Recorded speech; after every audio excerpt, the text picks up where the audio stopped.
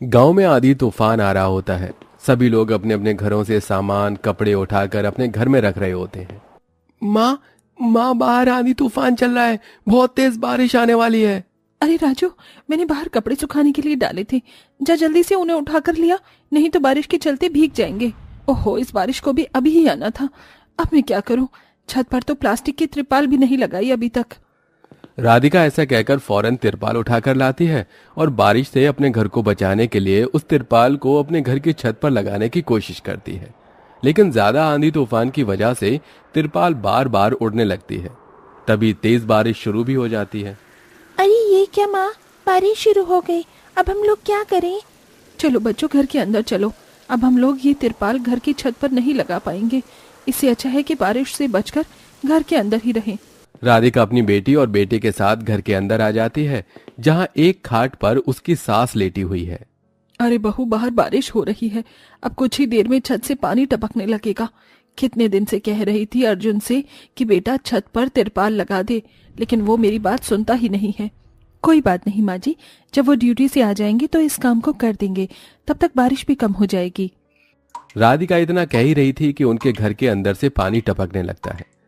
पानी को टपकता हुआ देख राधिका और उसके दोनों बच्चे फौरन घर के बर्तन उठाते हैं और टपक रही जगह पर लगा देते हैं। हे भगवान, घर के अंदर पानी टपकने लगा। अब थोड़ी ही देर में घर के अंदर पानी भी भर जाएगा। सही कहा माँ आपने, अगर हमारा घर पक्का होता तो ऐसा ना होता। आप हमारे घर को पक्का क्यों नहीं बनवा देती हो? अरे बेटी, घर पर पैसा लगाना तो बहुत दूर की बात है। अभी घर में 2 वक्त का खाना मिल जाए, वो ही बहुत बड़ी बात है। राधिका ऐसा कहकर आरती को पढ़ाई करने के लिए भेज देती है। आज अगर पैसे होते तो इतनी परेशानियों का सामना न करना पड़ता, और मैं अपने इस टूटे फूटे घर को या तो मरम्मत करवा लेती या फिर इसकी छत ही डलवा देती। पैसा न होने की वजह से राधिका अपने घर को पक्का नहीं करवा पाती। देखते ही देखते अब उनके घर में चारों तरफ पानी ही पानी भर जाता है और इधर अमीर घर के बच्चे और माता पिता सभी बारिश में नहा रहे होते हैं। अरे निर्मला, आज भी तुम बिल्कुल वैसी दिखाई देती हो जैसी शादी के समय दिखाई देती थी।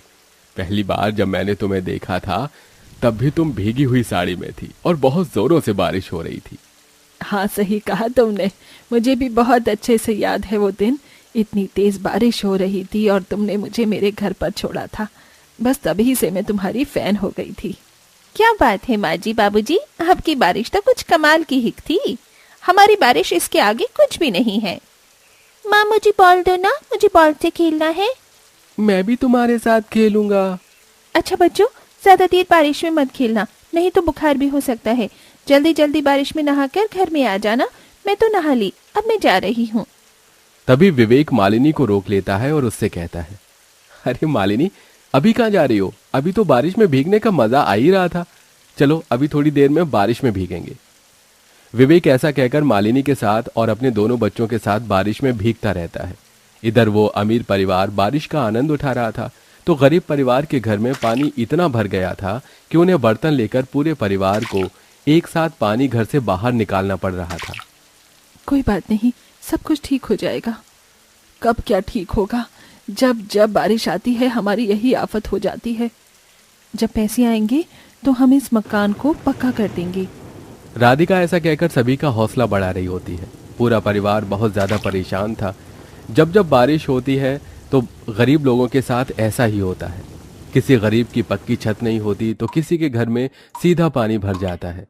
शाम के वक्त जब अमीर बच्चे राजू और आरती को घर से पानी निकालते हुए देखते हैं तो उनके ऊपर हंसने लगते हैं। अरे ये क्या, तुम्हारे घर में तो पानी भर गया है। पता है हमारे घर में चाहे जितनी भी बारिश हो जाए कभी भी पानी नहीं भरता। आप पानी कब तक निकालते रहोगे? चलो खेलने चलते हैं। हम नहीं खेलेंगे, हमें ये सारा पानी बाहर निकालना होगा, नहीं तो रात को सोने के लिए जगह नहीं बन पाएगी। हाँ, राजू ने बिल्कुल सही कहा, तुम दोनों जाकर खेल लो। इधर सोनू और श्रेया बारिश में पानी से खेल रहे होते हैं तो इधर आरती और राजू अपने घर से पानी निकालते हैं, लेकिन बारिश रुकती ही नहीं। वो बहुत ज्यादा थक जाते हैं, जिसके चलते थोड़ी देर बैठ जाते हैं। अब तुम दोनों थोड़ी देर आराम से बैठ जाओ। मैं तुम्हारी मदद करता हूँ, हम दोनों निकाल देंगे सारा पानी। राधिका और अर्जुन दोनों पति पत्नी मिलकर अपने घर से पानी निकालते हैं। जैसे जैसे बारिश खत्म होती है वो पानी निकालकर अपने घर को सुखा लेते हैं। हमें सरकार से बात करनी चाहिए। अगर हमें लोन मिल जाए तो हम अपने मकान को पक्का कर लेते हैं। सरकार ऐसे लोन नहीं देती, लोन मिलना बहुत मुश्किल है, और फिर अगर हमने लोन ले भी लिया तो उसे चुकाएंगे कैसे? आपने बिल्कुल सही कहा। पूरा परिवार इसी बारे में सोचता हुआ रात बिता देता है।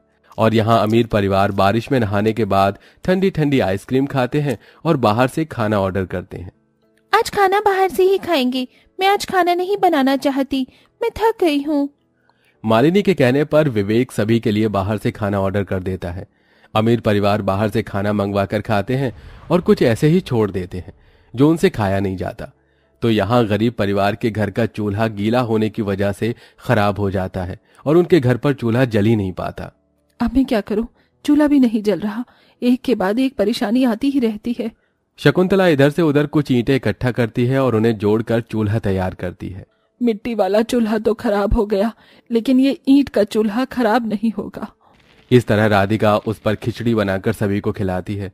रात को फिर से धीरे धीरे बारिश होने लगती है। जैसे तैसे तो उन्होंने घर से पानी निकाला था, अब फिर से उनकी छत टपकने लगती है। उनकी रात बहुत मुश्किलों से बीतती है। अपनी ये सारी परेशानी देखकर राधिका अपनी पड़ोसन मालिनी के घर आती है। मालिनी दीदी, हमारे घर की छत बहुत कच्ची है। बारिश के चलते छत से पानी टपकता है और घर में भर गया है। बहुत परेशानी हो गई है। बारिश में हमें कुछ पैसे उधार दे दो, हम अपने घर की छत का थोड़ा काम करवा लेंगे। काहे के पैसे दे दो? पैसे क्या पेड़ पर उगते हैं? मेरे पास कोई पैसे वैसे नहीं है। चली जाओ यहाँ से और दोबारा यहाँ मत आना। मालिनी ऐसा कहकर राधिका को वहां से भगा देती है। राधिका को बहुत बुरा लगता है और वो चुपचाप वापस अपने घर आ जाती है और इसके बाद इसके बारे में किसी को बताती तक नहीं। ऐसे ही कुछ दिन बीतते हैं और अब राधिका को एक दरोगा के पास मजदूरी का काम मिल जाता है। चलो 2-4 पैसे आएंगे तो उनमें से पैसे बचाकर घर पर रेत सीमेंट डलवा दूंगी और हो सका तो अपने पति के साथ मिलकर खुद ही छत की मरम्मत कर लूंगी। राधिका काम करने लगती है और काम करके वो जो पैसे कमाती है उनमें से वो घर का खर्चा भी चलाती है और कुछ पैसे बचाने की कोशिश भी करती है।